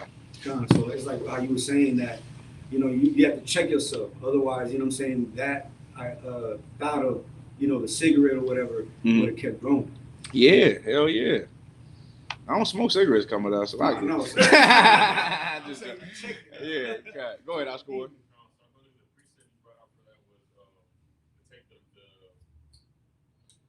Purge the leaven out, right? Take the leaven out. Right. You want to purge the leaven out. But really, man, you want to inspire everybody around you to be great. And I not great in their own personal life, great in serving God. That's what we all here for. That's right. Like all the accomplishments you have in your personal life, and hey, most high in Christ. You get what I'm saying? But have a great accomplishment in here though. Put this first. This all that matters. I don't care about what nobody do in your personal life. You know what I mean? As far as what you gain, I'm happy for you for sure. But more importantly, I want you to try to advance us as a group to get the kingdom of heaven, and it starts with you. It starts with you. You as an individual have to do the right thing for all of us to be okay. You understand? So if you make the wrong decision, now you're taking us a step back. What we do affects others. I'll give you one last precept. We can end the class, all right? Give me Genesis, right? Give me Genesis chapter 3, verse 1.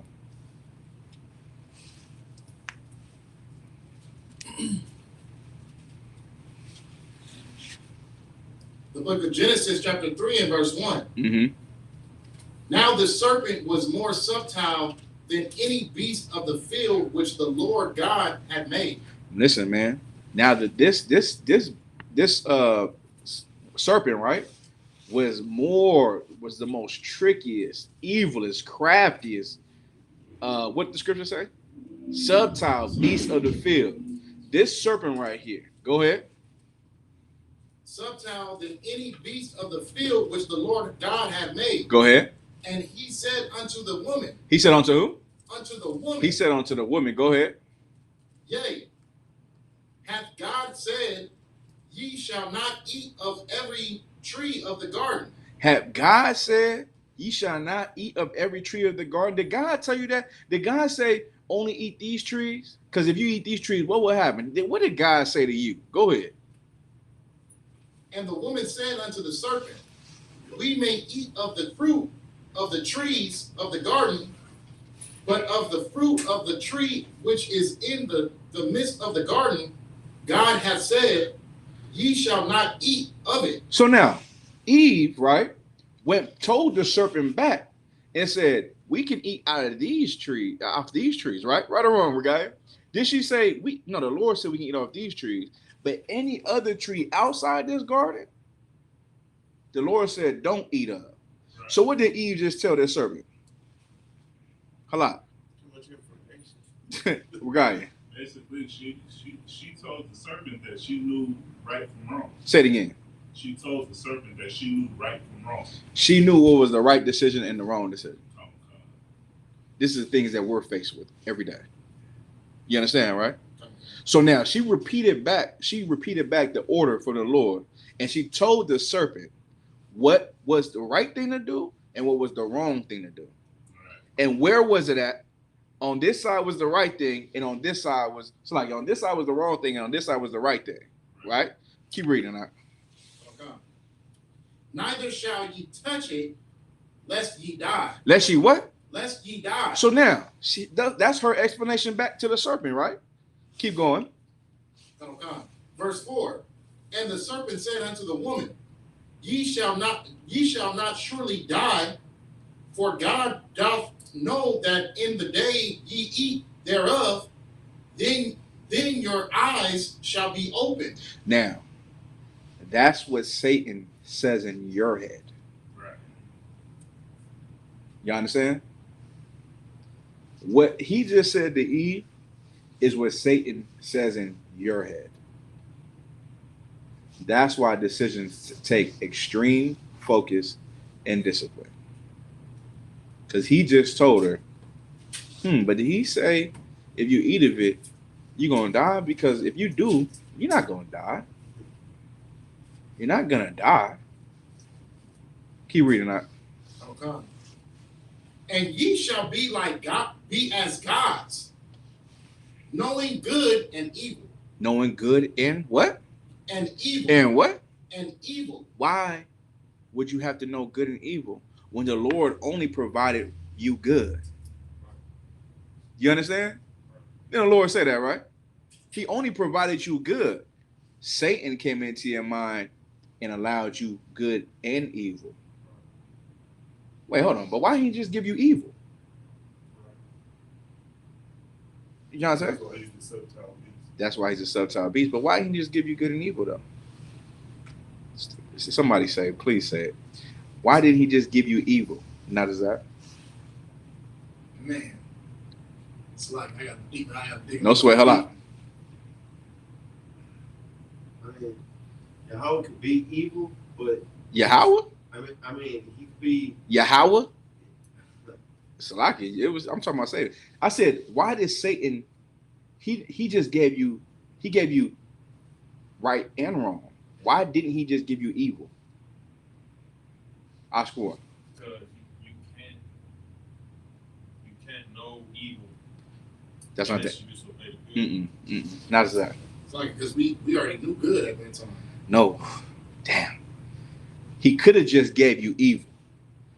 But he said good or evil. Why? Sis, So you can make the choice. one more time. So you can make the choice. Because it was up to you to make the decision. Y'all understand? You get me now, right? It was up to you to make the choice. He left it up to you. He didn't tell you to go do it. Right or wrong? He tempted you. And he left it up to you. And what did you do? Get tempted. You failed. So do we blame that on the devil or we blame it on you? Yeah, it's your fault. You're the problem. Y'all understand, right? Keep reading.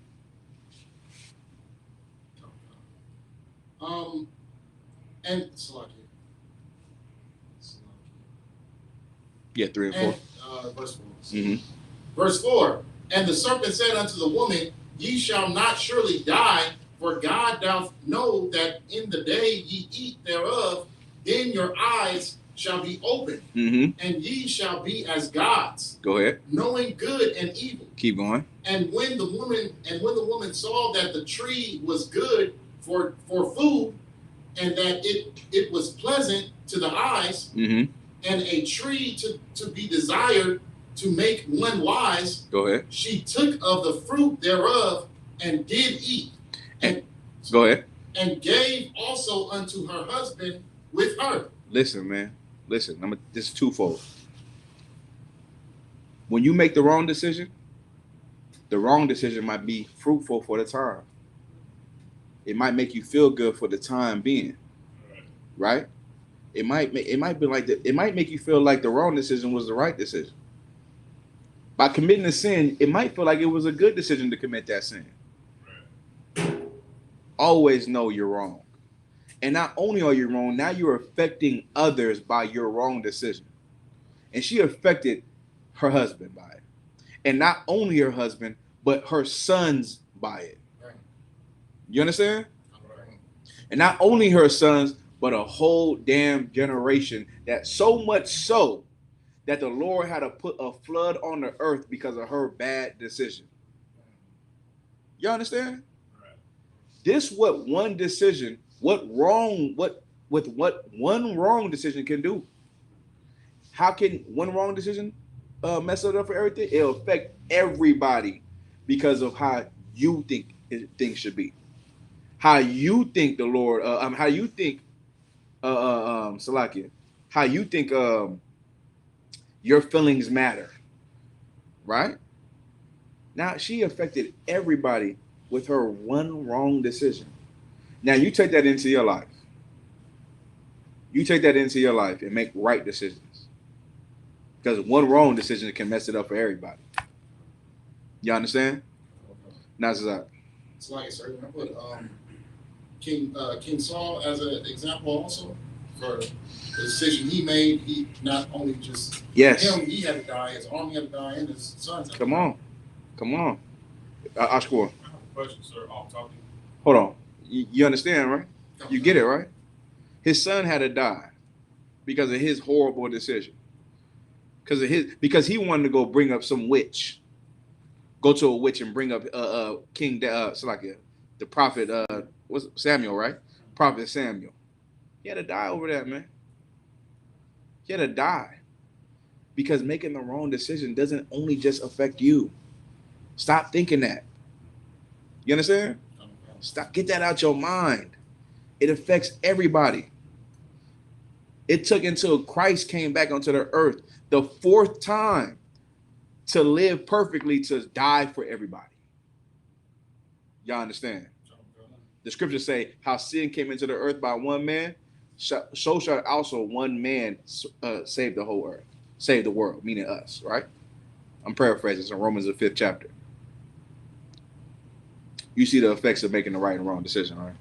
You see how your life doesn't just mean it's yours. Your life doesn't belong to you.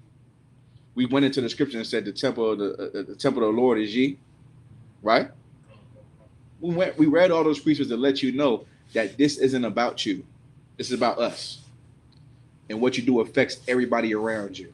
So do what's right and make the right decision. Y'all understand? I'm off it. Oscar, what's your question up? My question is, in Matthew's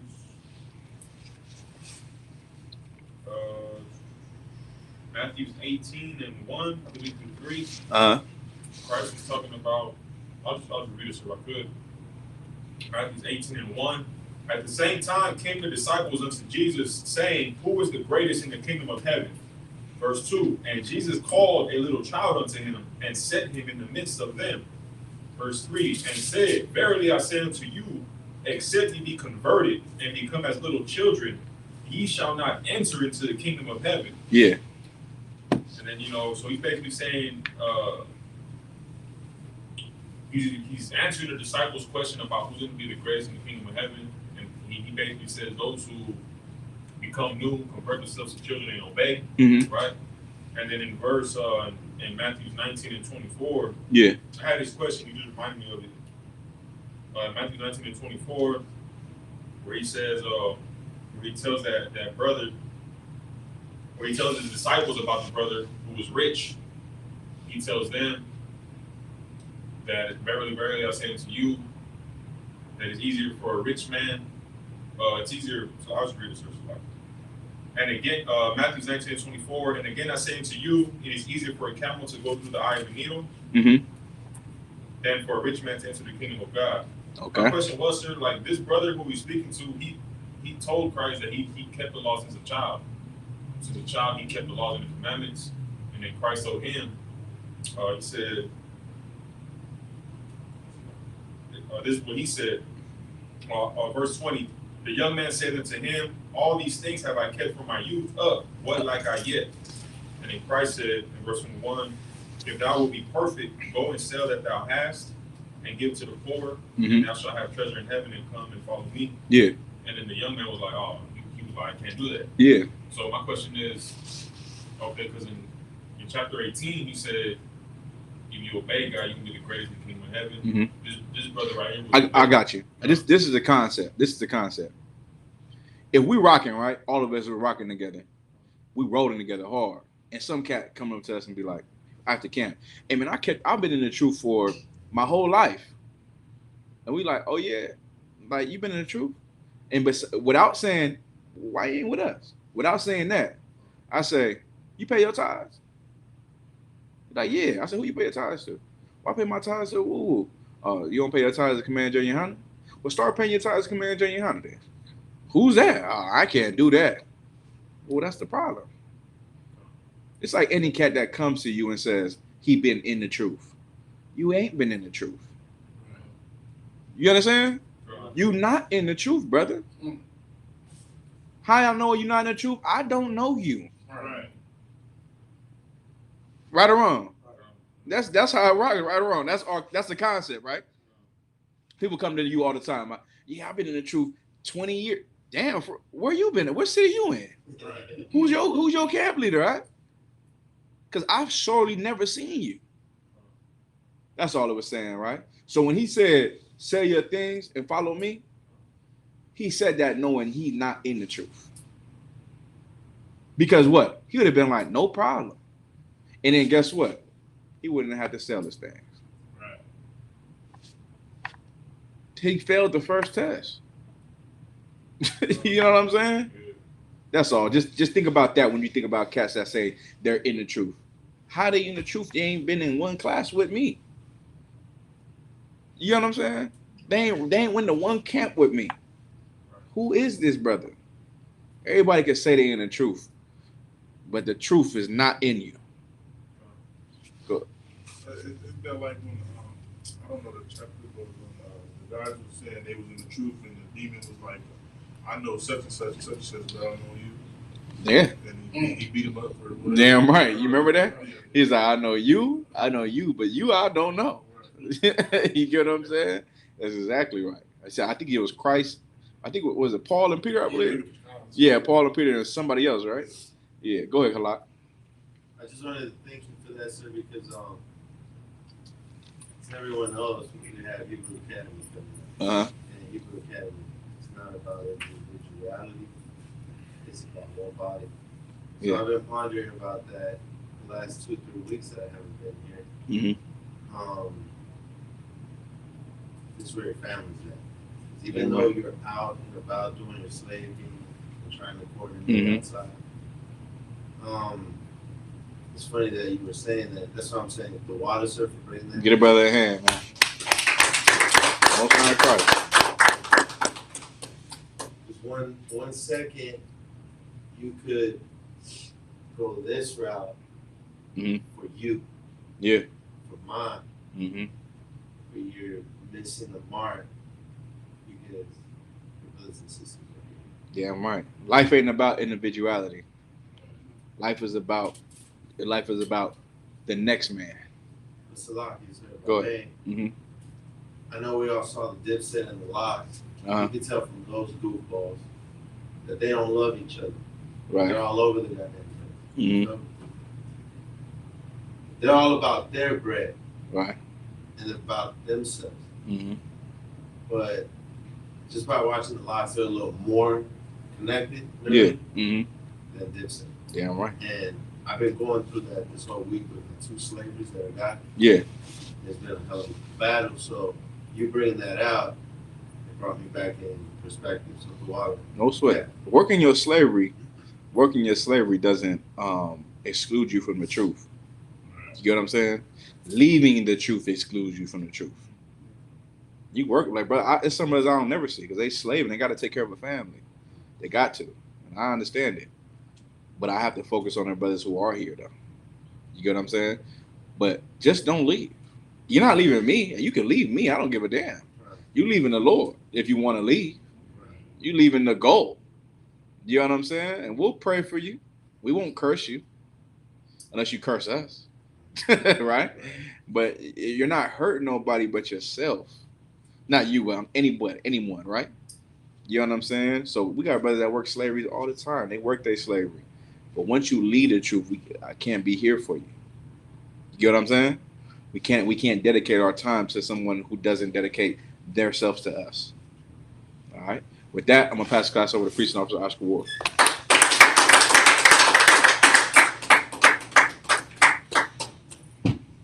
You salute us out. Bro, Mr. Elijah, please stand.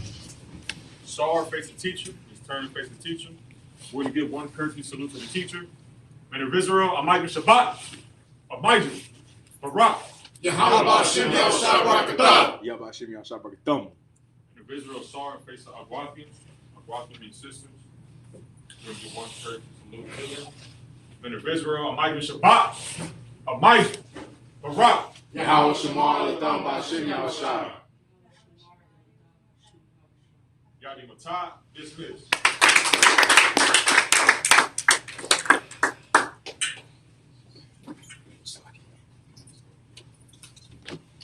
Good with you. You gonna shut it off? Hell yeah. What's good with you though, man?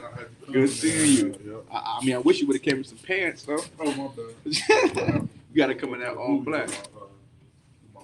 Oh, no sweat. What you, why?